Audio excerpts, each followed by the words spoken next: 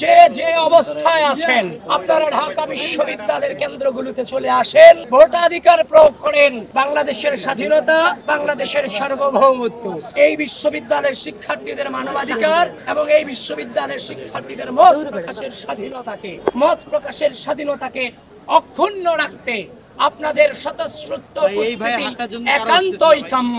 প্রিয় অনাবাসিক শিক্ষার্থীবৃন্দ, যে যে অবস্থায় আছেন আপনারা ঢাকা বিশ্ববিদ্যালয়ের কেন্দ্রগুলোতে চলে আসেন, ভোটাধিকার প্রয়োগ করেন। এদেশের মানবাধিকার, বাক স্বাধীনতা এবং বাংলাদেশের স্বাধীনতা সার্বভৌমত্বের চেতনাকে অক্ষুণ্ণ রাখবার জন্য আপনাদের ভোটাধিকার প্রয়োগ একান্তই গুরুত্বপূর্ণ। আবারও বলছি, অনাবাসিক শিক্ষার্থীবৃন্দ, আপনারা ভোট প্রয়োগ করতে দ্রুত চলে আসুন।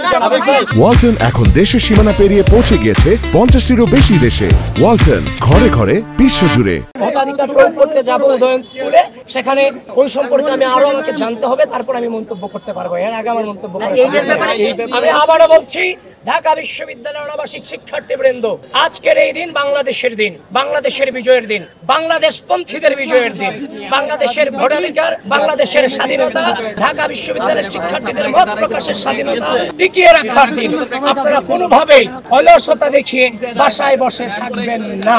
আসেন, ভোট কেন্দ্রে ভোট প্রয়োগ করুন।